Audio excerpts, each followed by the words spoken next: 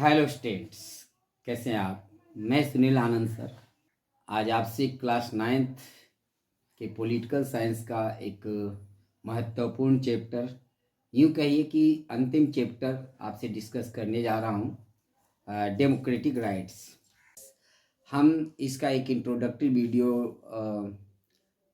Upload कर चुके हैं और हम अब इस चैप्टर का एक प्रमुख पार्ट लाइफ विदाउट राइट्स पढ़ेंगे। बिना अधिकार के जीवन कैसा होता है, तो 3 स्टोरी के माध्यम से इसको समझने का प्रयास करेंगे। सबसे पहला स्टोरी जिसके बारे में हम इंट्रोडक्टरी वीडियो में थोड़ा सा संकेत कर चुके हैं, ग्वांतानामो वे। आइए हम उसके पृष्ठभूमि के देखते हैं। 9 सितंबर 2001 ईस्वी को अमेरिका के 2 बड़े बिल्डिंग्स, जिसे वर्ल्ड ट्रेड टावर के नाम से जाना जाता था, जो दुनिया के सबसे बड़े बिल्डिंग्स थे और व्यापारिक दृष्टिकोण से काफ़ी महत्वपूर्ण थे, वहाँ पर एक बड़ा आतंकवादी घटना होती है, जिसमें कि 4 जहाज को सबसे पहले आतंकवादी हाईजैक करते हैं और उसको कई जगह आक्रमण होता है। लेकिन जो सबसे बड़ा आक्रमण होता है वो वर्ल्ड ट्रेड टावर पर होता है और हवाई जहाज को सीधे उस बिल्डिंग से टकरा दिया जाता है और पूरा बिल्डिंग मलबे में बिखर जाता है। तकरीबन 4000 से ज़्यादा लोगों की इसमें मौत होती है। आपको इससे पहले अमेरिका इस तरह के आतंकवादी घटना कभी दिखा नहीं था। चारों तरफ लोग इस आतंकवादी घटना की निंदा करते हैं, लेकिन अमेरिका वह देश है जो अपने किसी भी नागरिक की हत्या का बदला अवश्य लेता है और अपने देश पर आक्रमण को कभी बर्दाश्त नहीं करता।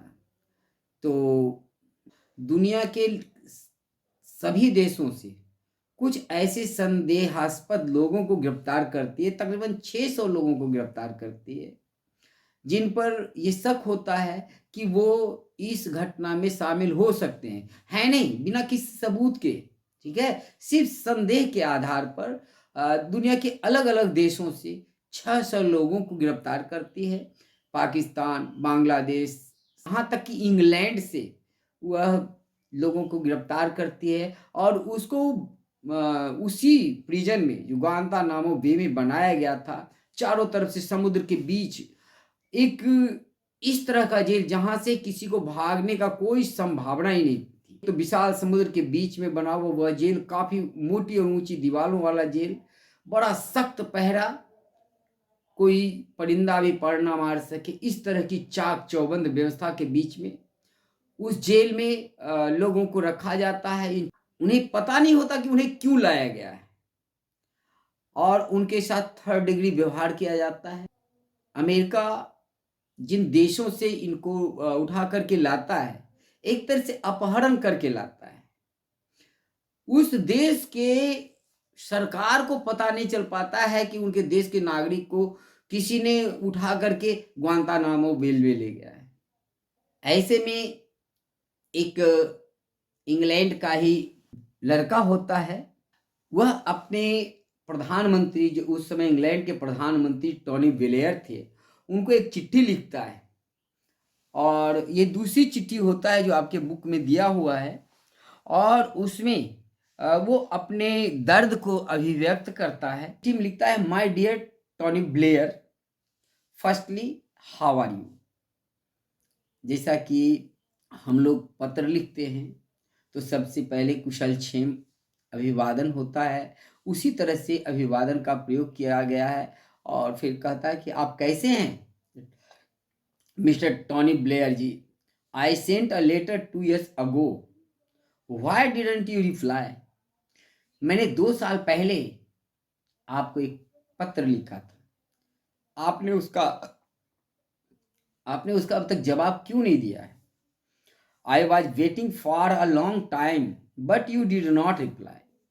मैं लंबे समय से आपके जवाब का इंतजार कर रहा हूं, लेकिन आपने कोई जवाब नहीं दिया।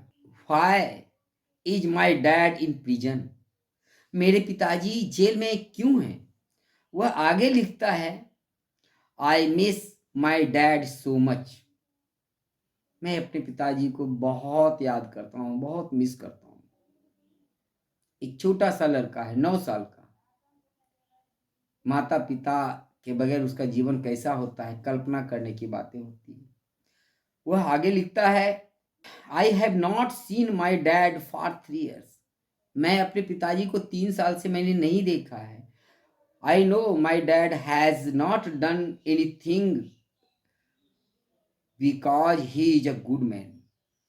मुझे पता है कि मेरे पिताजी कोई गलत काम नहीं किए हैं, क्योंकि वह एक अच्छे आदमी है और अच्छा आदमी कभी गलत काम नहीं करता। I here I hear everybody speak about my dad in a nice way. मैंने हमेशा देखा कि लोग हमारे पिताजी के बारे में एक अच्छी बात कहते हैं, अच्छे भी भाषा में उनको एक अच्छा आदमी कहते हैं। कभी भी हमने अपने पिताजी के बारे में किसी किसी के मुंह से गलत बात नहीं सुना। वो लिखता है, your children spend Christmas with you but me and my brother. आपके बच्चे तो आपके साथ क्रिसमस मनाते हैं, लेकिन मैं और मेरा भाई और मेरी बहन and sisters have spend Eid alone without our dad for 3 years। मैं, मेरा भाई और मेरी बहन अकेले ही, बिना पिता के ही हम लोग ईद मनाते हैं। पिछले 3 साल से ईद मना रहे हैं। What do you think about that? आप इसके बारे में क्या सोचते हैं? I hope you will answer me this time. मुझे उम्मीद है कि आप इस बार मुझे जवाब देंगे, मेरे सवालों का जवाब देंगे। Thank you from Anas Jamil Al Banna, 9 years old, 7/12/2005।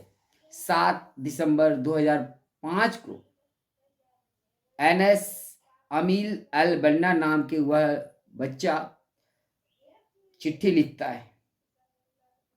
इससे कई तरह की बातें होती है।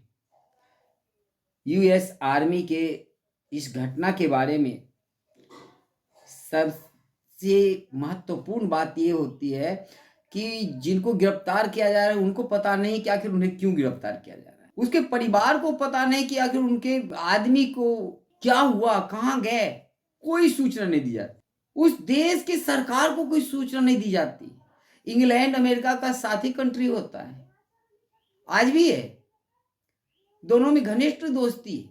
बावजूद इंग्लैंड से अमेरिका एनएस अमील अल बन्ना के पिताजी को उठा करके उस ग्वांतानामो बे के जेल में, प्रिजन में जाकर के बंद कर देता है और उस देश के नागरिकों से कोई संपर्क नहीं करने देता। इस घटना की सूचना एमनेस्टी इंटरनेशनल नामक संस्था को मिलती है।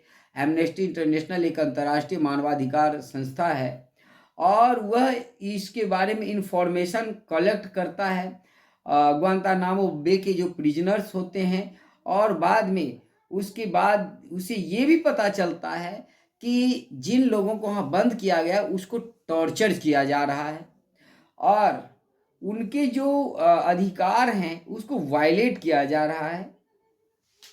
जो यूएस खुद अपने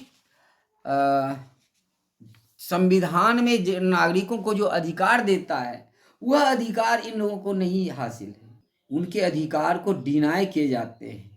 जो अंतर्राष्ट्रीय युद्ध होता है, युद्ध में भी अगर किसी को गिरफ्तार किया जाता है तो उसको कुछ अधिकार होते हैं, उसके साथ कोई दुर्व्यवहार नहीं होता, उसके साथ टॉर्चर नहीं होता और उसे भी अपने वकील से सहयोग कर लेने का अधिकार होता है।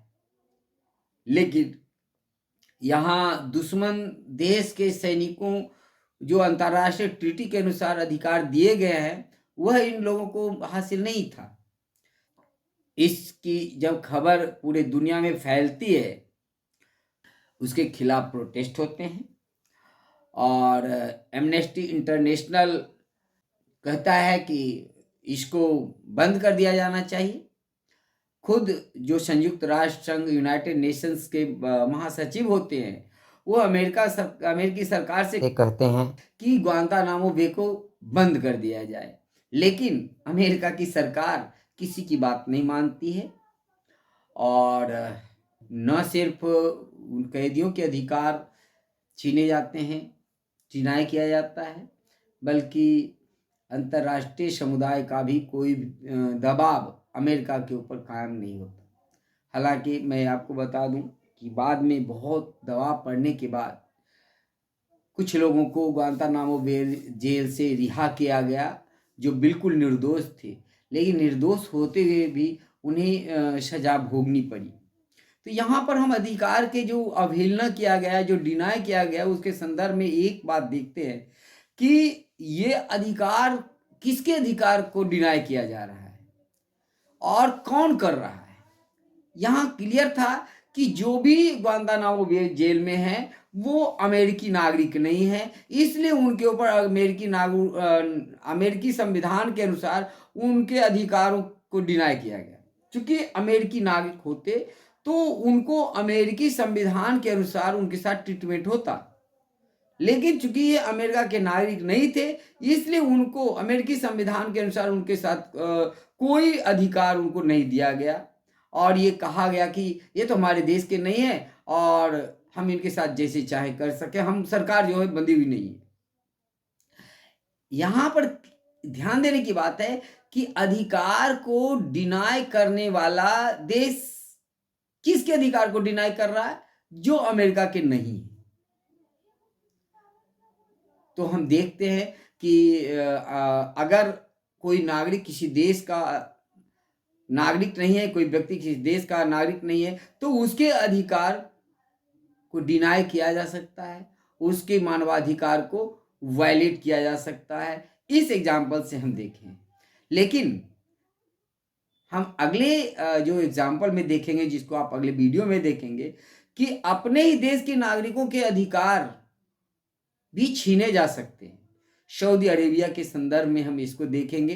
तो इस वीडियो में इतना ही, और आपको वीडियो कैसा लगा आप अवश्य बताएंगे। Thank you for watching.